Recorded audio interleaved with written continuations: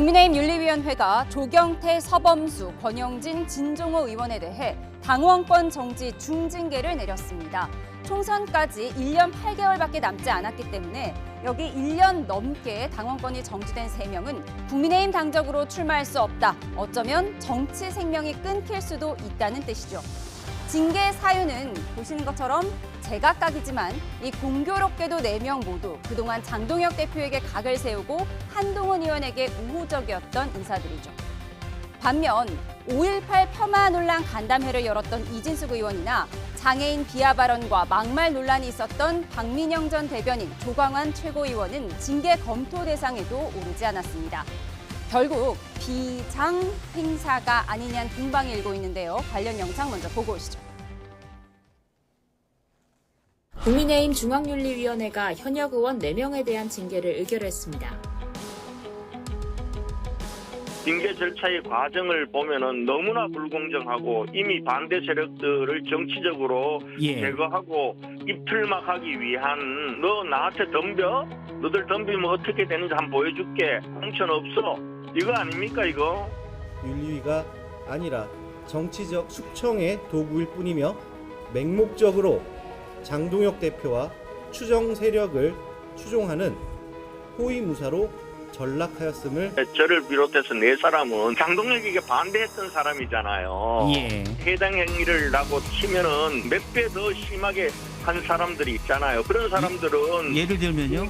5.18이라는 민주화 운동이 성역이 되어서는 안 된다. 장애인 너무 많이 할당을 해서 전 문제라고 반미지 같은 사람이 눈 불편한 거 말고는 기득권이에요. 이거는 쌍욕이 안 나올 수가 없어요. 그들의 정신적 그 구조, 뇌 구조가 정치 철부지 미숙아들 그리고 외계어를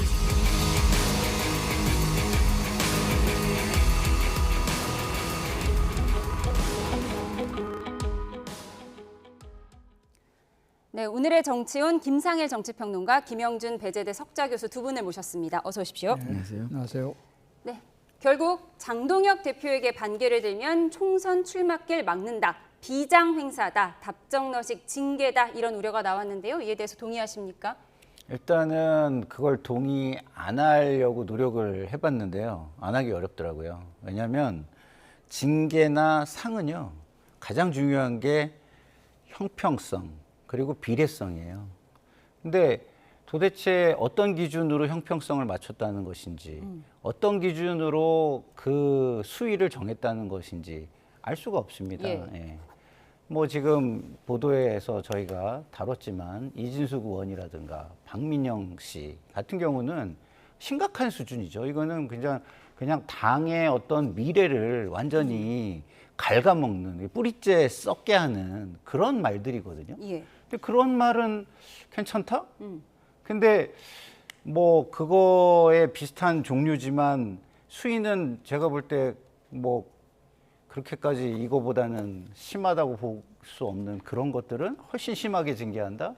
이거는요, 제가 볼 때는 뭐 징계 윤리위 이게 아니라 과거 일제 순사 같은 거 아닌가요? 저는 그게 떠오르더라고요. 예, 결국 잘못은 했지만 징계 수위가 그에 비해서 너무 과하다는 의견을 주신 거고, 그런 의견을 주시는 분들이 많이 있습니다. 형평성 문제인데 그동안 내가 잘못했다 몸을 낮췄던 권영진 의원도 오늘은 상당히 격앙된 반응을 보였어요. 이 징계를 훈장 삼아 앞으로 싸우겠다 이런 의견을 표했거든요. 실은 이제 정당의 윤리 책임을 묻는 징계하고 정치적 반대파를 통제하기 위한 징계는 완전히 다른 거잖아요.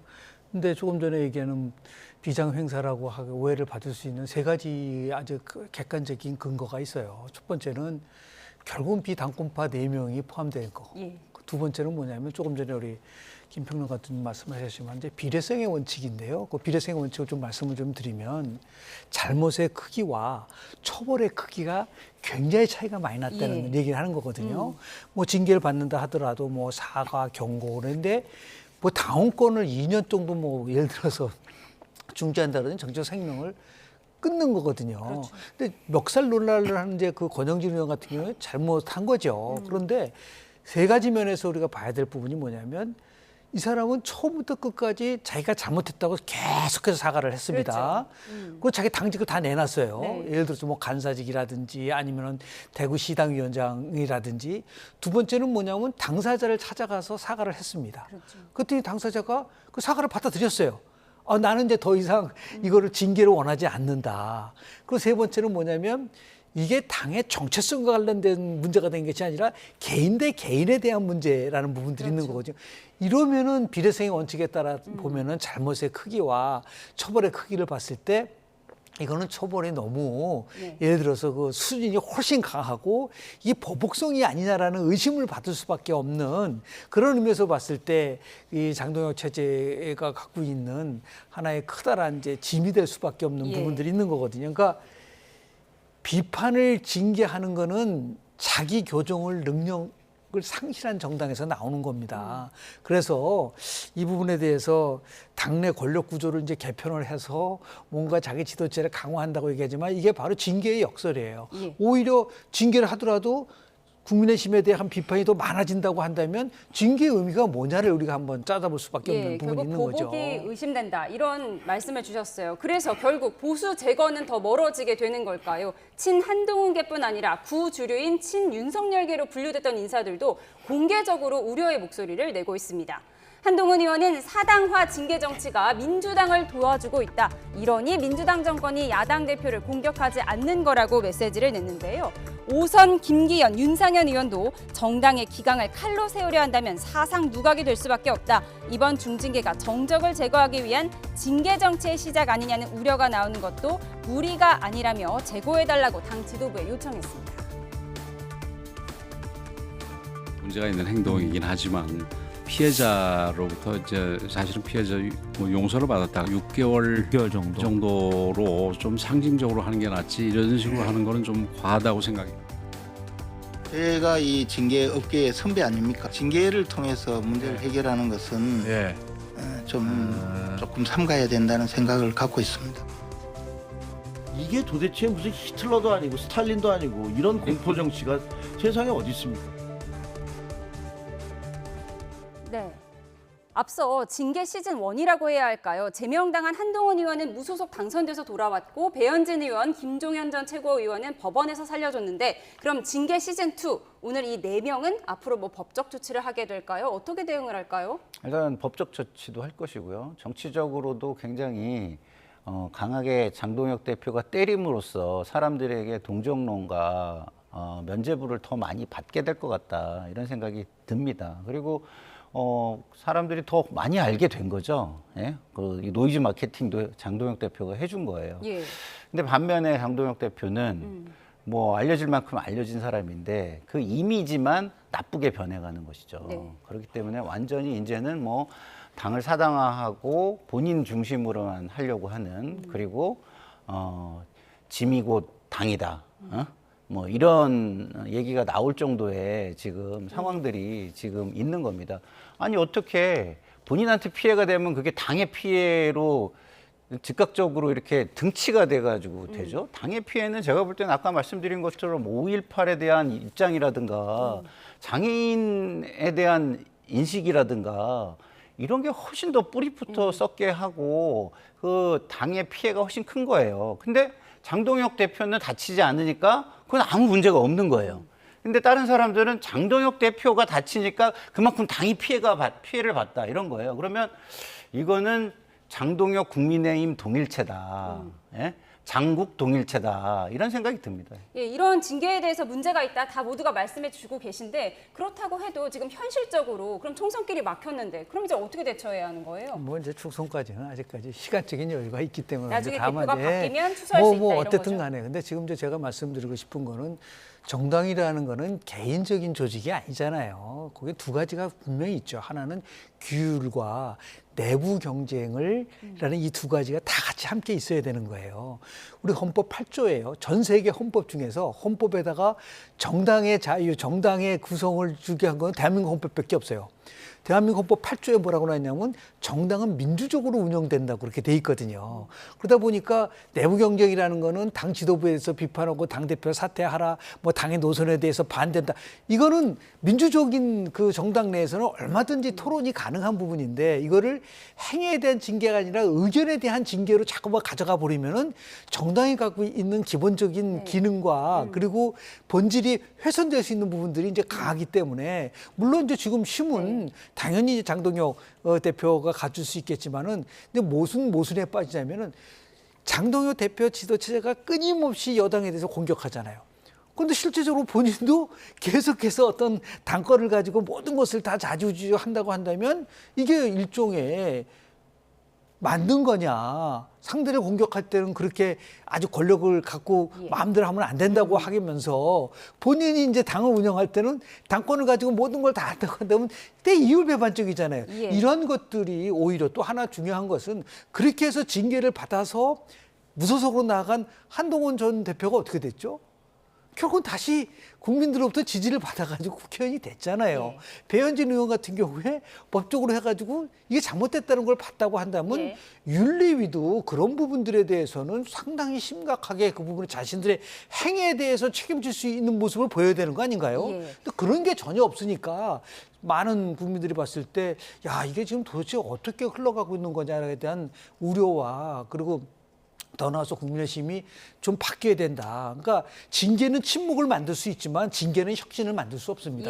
라는 걸 좀 강조하고 싶습니다. 네, 국민의힘 징계 시즌2 앞으로 어떤 파장을 일으킬지 좀 더 지켜보도록 하겠습니다. 저희는 민주당 이야기로 넘어가 보도록 하겠습니다. 김민석 신임 대표가요. 당의 모든 뉴스는 민주당 TV로 시작돼야 한다 이렇게 밝혔는데요. 어떤 의미일까요? 화면 함께 보시죠. 외부 채널을 거치지 않고 당의 뉴스를 직접 유통하는 민주당 TV 추진을 지시한 건데 이게 기존 친여 성향 외부 스피커, 예를 들어 김어준 씨를 견제하려는 포석일 수 있다는 분석이 나옵니다. 공교롭게 어제 친청계 최고위원 3명이 전원 김어준 유튜브에 출연했습니다. 들어보시죠. 김민석 대표의 일성은 김어준 보지 마세요거든요. 이게 뭐죠 이게? 왜 그런 생각을 했을까요? 주적의 인식이 다른 거죠. 그러니까 주적이 누구냐 그냥 김어준의 부상 이런 겁니다. 아쉽긴 하죠. 우리 정청래 후보가 만약에 진짜 선호 투표자가 아니었다면 전 됐을 거라 생각합니다. 네, 민주당의 뉴스는 민주당 TV로 시작해야 한다. 그래서 일부 커뮤니티에서는 이거 친성 뉴스 만들려는 것이냐. 김어준 TV 보지 말고 친성 뉴스 봐라. 이런 움직임이다. 이런 분석도 있거든요.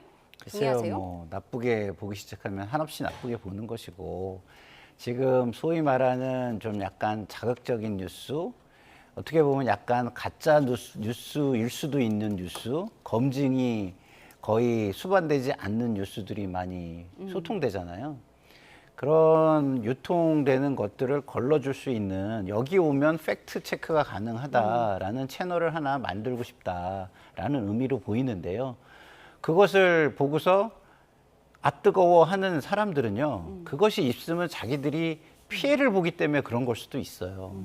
저는 저거 만들면 어쨌든 저기 가서 좀 그래 팩트 체크도 좀 할 수 있고 그다음에 진짜 국민들이 궁금해하는 거는 찌라시성이 아니라 팩트를 중심으로 확인이 가능한 뉴스들을 좀 만들어줬으면 좋겠다 이런 기대가 먼저 들거든요. 근데 그 기대가 아니라 지금 비판 먼저 하는 사람들의 이야기처럼 무슨 뭐 땡전 뉴스 비슷한 이런 식의 뭐 그러니까 땡전 뉴스를 저기 해가지고 가져와서 한 거 아니에요. 그러니까 땡전 뉴스가 어떤 그 비판의 대상이 됐던 뉴스니까 그거를 똑같이 비판하려고 하는 말이니까 제가 그렇게 드린 말씀인데. 이준석 개혁신당 대표가 화면에 보여드리는 것처럼 그러니까요. 김민석 신임 대표의 일성이 김어준 보지 말라는 것이다. 여당 대표가 싸워야 할 주적이 김어준이 된 것이다. 뭐 이런 분석을 내놓기도 했습니다. 누구든 무슨 일을 할 때 우선 시작할 때는 그 선의를 먼저 봐주는 게 저는 중요하다고 생각합니다. 그러고 난 다음에 그게 아닌 것 같을 때 경고를 해야죠.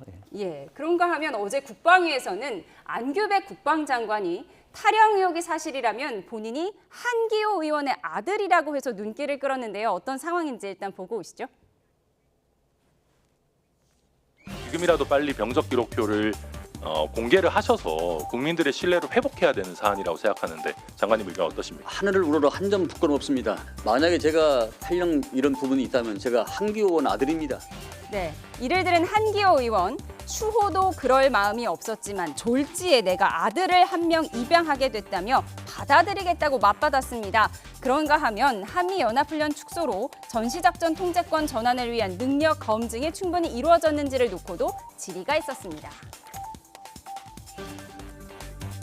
이번에 UFS 훈련이 대폭 축소됐지만 전자권 전환 검증 평가 FOC에는 문제가 없다. 이미 됐다. 이런 취지로 말씀하셨습니다. 홍길동의 축지법 같은 거를 군에서 검증 관련해서 뭐 개발하신 게 있나. 이렇게 단기간 내에 검증할 수 있는 어떤 방법을 새로 발견하신 게 있나. 네, 안규백이 아니라 한규백이다 이런 비아냥 내지는 우스갯소리도 나오고 있습니다. 야, 병적 기록 공개하라니까 내가 진짜 탈영했으면 한기호 의원의 아들이다 이렇게 얘기를 했습니다. 둘 사이에 9살 차이라고 하더라고요. 참 덥죠. 폭염인데. 아니 그럼 그냥 병적 기록부 공개하면 되죠. 무슨 뭐 아들이다 아니다 그럴 필요 없잖아요. 그거 공개해서 보고 자신에 대한 부분을 입증하면 되는 것이지 뭐 말로 모 의원의 아들이다 그럴 필요도 없는 거가 있고요.